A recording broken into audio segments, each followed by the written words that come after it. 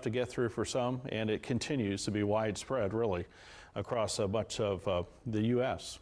All right, a few showers overnight are going to be possible. Some showers Tuesday, maybe a rumble of thunder on and off at times. We're going to clear things out later in the evening hours, and then there's another round of rain that's going to get in here as we get into the day on Thursday, and then we'll begin to clear things out for Friday.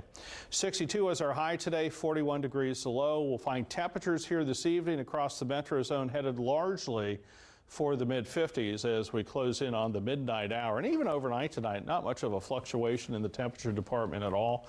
Up in the mountains, we're going to find temperatures largely continuing through the mid-40s as we close in on the midnight hour and really through the overnight hours and to the first part of the day for our Tuesday. Rain chances, as you see, ramping up in the metro zone as we clear midnight. Right around the time of the morning commute to work and school. May need to allow a little extra time. There will probably be some wet roads. Same deal in the high country. We're talking all liquid here. We're not talking about anything of frozen variety for the mountains. Winds will be out of the southwest at about 5 to 10 miles an hour for the day. There's the precipitation as we roll through our Tuesday into our Tuesday afternoon, Tuesday evening. That rain active, a weak line of some storms perhaps, and then this is Tuesday evening about 7, 8 o'clock. Bulk of that energy is out of here. It's east, it's gone. That rain we get some breaks in the clouds. We get into our Tuesday night, Wednesday, overall fairly quiet conditions. A weak area of high pressure for us. We'll see some sunshine Wednesday, and then the next system starts to knock on the door, which will then open that door to some steadier rainfall for Thursday. Now, what to expect in the rain bucket for the day Tuesday? I think we're looking at probably close to a ½ inch or more of rain possible Tuesday morning through late Tuesday afternoon. All right, down the road, Climate Prediction Center telling us looks like temperatures the 8th of the month through the 12th of the month are probably going to come in above seasonal norms. 66 the high for Tuesday, upper 60s Wednesday. Here comes the cold air though. That roller coaster ride again Thursday, Friday. The weekend looks good. Don't forget the big time change. For you head to bed Saturday night, you want to spring those clocks forward by 1 hour because we will be returning to daylight saving time.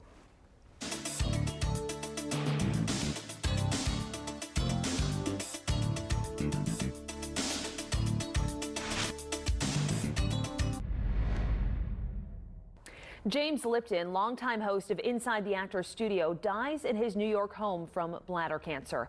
Lipton interviewed hundreds of actors and Hollywood luminaries for nearly 25 years on Bravo's Inside the Actors Studio. That's including Academy Award winners and nominees Meryl Streep, Robert De Niro, and Bradley Cooper, who was a former student of Lipton's. The Detroit native became an unlikely talk show host and celebrity when he began the show that also served as a class for his Actors Studio students. He was 93. One of the most recognizable men in classic rap is fired by his bandmates. Flavor Flav was fired by the members of Public Enemy after he refused to perform at a Bernie Sanders rally. One of the group's founding members, Chuck D, said on Twitter that Flavor Flav had long refused to perform at unpaid events. As thousands sign a petition to cancel the upcoming South by Southwest Festival due to coronavirus concerns, Twitter CEO Jack Dorsey cancels his plans to speak at the event. Additionally, Twitter said in a recent blog post that all non-critical business travel and events are banned. The South by Southwest Festival is set to take place in Austin, Texas, and typically draws in thousands of people from all across the globe. But the petition to cancel the event has already garnered more than 17,000 signatures. Austin Public Health says it's coordinating with South by Southwest, as it does every year, and that there are currently no plans to postpone any events. After losing nearly $400,000 last week in an email phishing scam, Shark Tank judge Barbara Corcoran recovers her money. The scammer tricked Corcoran's bookkeeper into wiring the payment using an email address almost identical to her assistant's. But the bank that was used to wire the money was able to freeze the transaction before it was deposited into the scammer's bank account, giving Corcoran's team time to prove it was a fraud. More than 114,000 people reported being a victim of that kind of scam last year. The Vatican is getting set to release its secret archives, including documents from the World War II era during the leadership of Pope Pius XII. Those materials are dated from 1939 to 1958 and include hundreds of thousands of letters, speeches, and cables. Critics of Pius said he should have been more critical of fascism in Italy and Germany leading up to and during the war. His supporters say he worked behind the scenes to save Jews during the Holocaust. With several deaths and now triple-digit cases across the U.S., there's concern over the coronavirus. But just how bad is it really, and how are schools preparing to protect your children? The answers in our next half hour.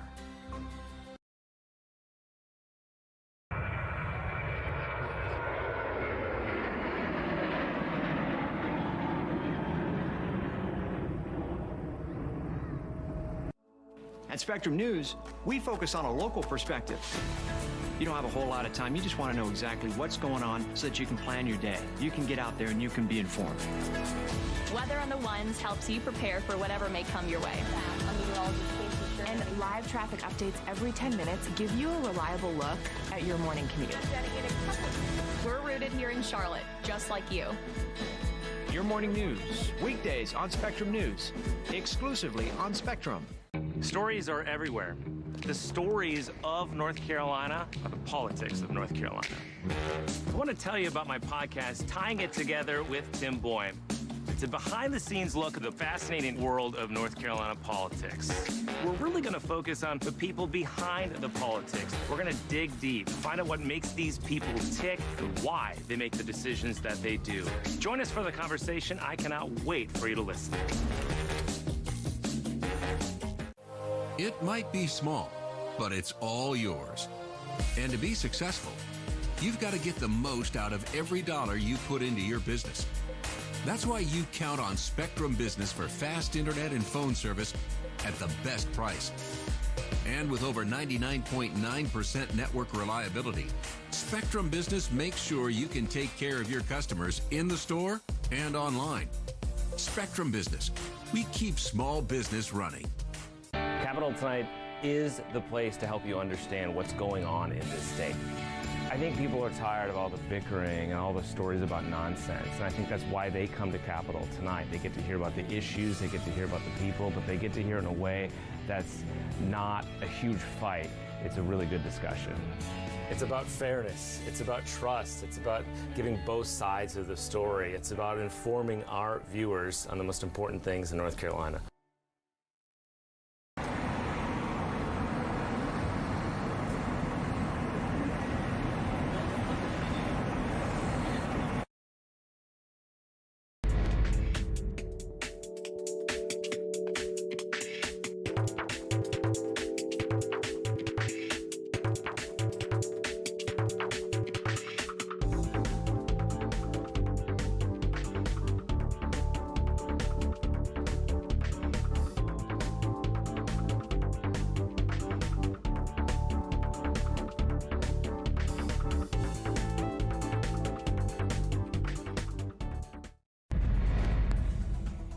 Topping this half hour on Spectrum News, the Democratic presidential playing field gets even smaller. How this will impact North Carolina voters hours away from Super Tuesday.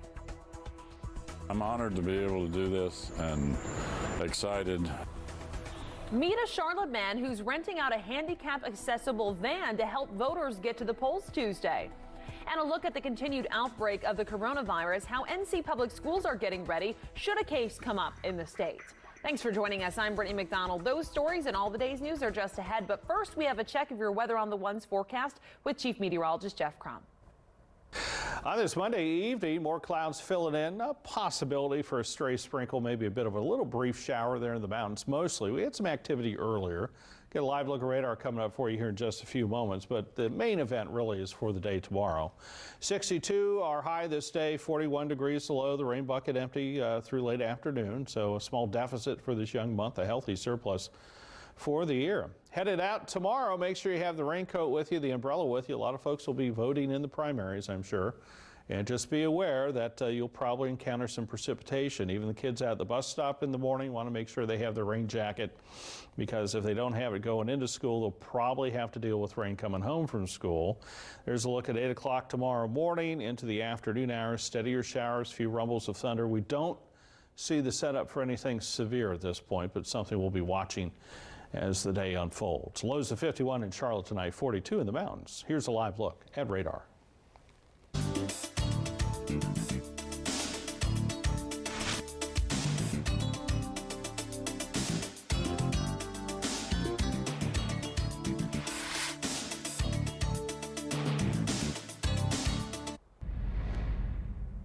Tomorrow, North Carolina and 13 other states head to the polls for Super Tuesday. The primary elections follow a busy 48 hours in the 2020 campaign. Washington Bureau reporter Kevin Fry is talking with Tar Heel State voters about a shakeup in the Democratic field. A shakeup in the Democratic field after a big finish in South Carolina for Joe Biden, Amy Klobuchar, Pete Buttigieg, and Tom Steyer all bowing out of the race. In my Facebook feed, Twitter feeds, a lot of people are being like, oh my gosh, I voted for so-and-so and they're already out, so oops. Hundreds of thousands of North Carolinians have already cast their ballots through early voting, but many more votes remain. Meredith College political science professor David McClennan says South Carolina and the fallout from that election could very well influence voters here. 25% of North Carolinians in a poll that we did last week say they were undecided, and that's after last week.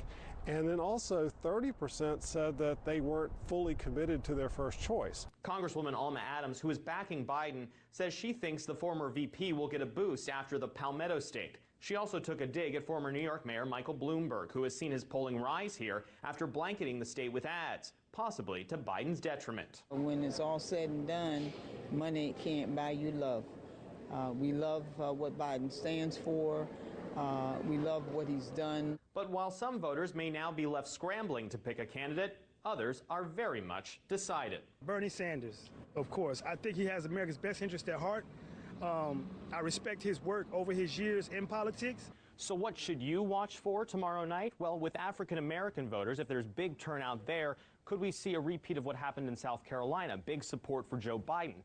Second group to watch, younger voters. If there's big turnout in that demographic, that could bode well for candidates like Bernie Sanders. I'm Kevin Fry, Spectrum News.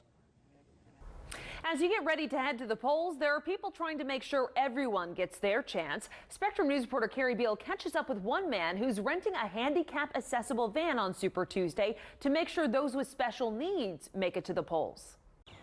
Monday morning, Bert Green from Charlotte made a reservation with Mobility Works. He is renting a handicap-accessible van on Super Tuesday to help transport voters who are disabled. I just want to make sure that folks that are, in need of transportation, whether they don't have it or they're immobilized for whatever reason, or whether they're on a walker or a cane or a wheelchair, they have opportunity to get to vote. Green said he got the idea during the presidential election in 2016 because his friend was in a wheelchair. We got to talking about what we could do to help out, and he said, well, why don't we work on trying to get some handicapped folks that, don't have transportation and are wheelchair bound, get them to the polls. And I said, great idea. And he had a handicap accessible van. Fast forward 4 years, and Green is helping out again. This time he is renting out the van all himself. I'll have the van till polls close. I'll be available from 8 until 7 o'clock. Green is working with the Mecklenburg County Democratic Party to help organize the rides. Party Chair Jane Whitley says they have nearly 100 volunteer drivers on hand for Super Tuesday. We do have a lot of regular voters who call us every year for a ride to the polls. We have a system set up where we text our drivers and communicate with them so that they can get the voter to the polls. The Mecklenburg County Democratic Party has not endorsed any specific presidential candidate. Those helping out just want to make sure those who want can get a ride to the polls. I'm honored to be able to do this and excited to be able to get folks to the polls who might not have an opportunity otherwise. Reporting in Charlotte, Carrie Beal, Spectrum News. For more information on how to get to the polls Tuesday if you don't have a ride, you can visit our website at spectrumlocalnews.com. It was a bounce-back day on Wall Street. The Dow closing up 1,293 points, up 5%. The Nasdaq finished up at 385 points, closing up 4.5%. The S&P gained back 136 points, or 4%. Economists, though, are saying not to expect the one-day uptick to be the norm. That's because U.S. Treasuries are still trading at near-record levels, and a survey on Chinese manufacturing shows the country at its weakest level ever.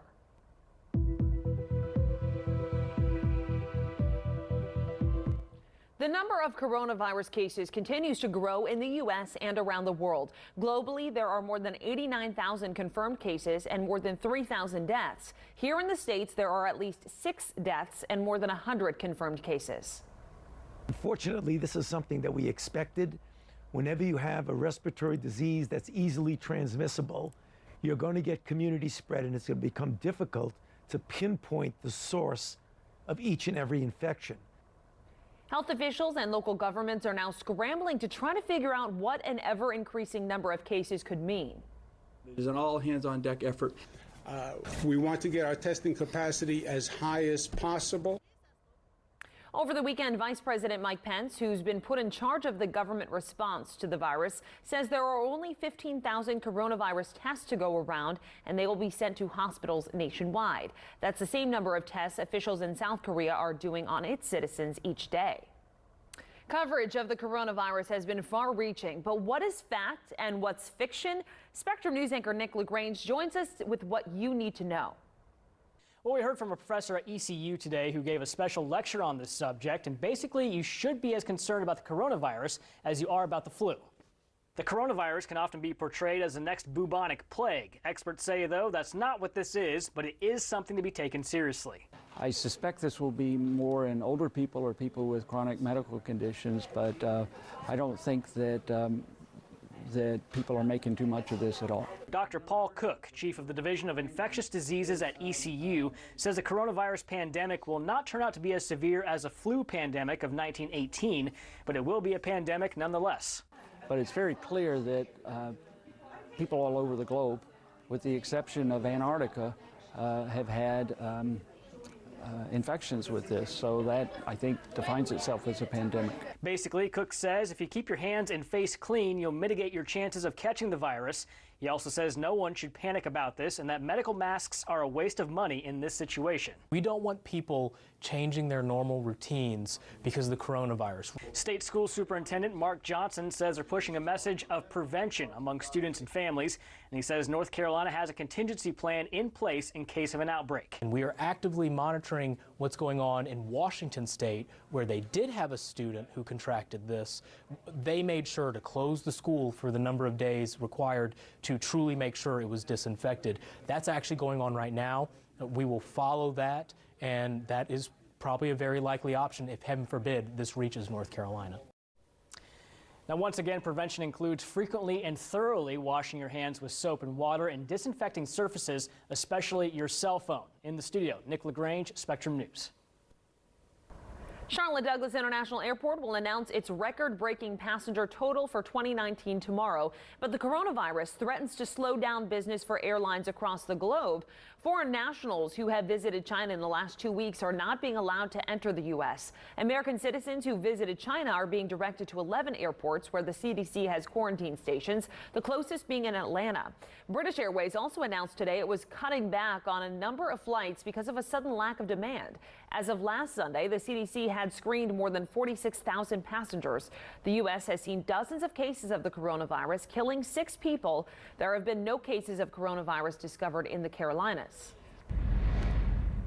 The Charlotte Symphony is bringing their music out of the theater and into the community through the Healing Hands program. Their talents to places like hospitals. The goal is to enrich the lives of people in Charlotte while also opening their eyes to the art scene in the city.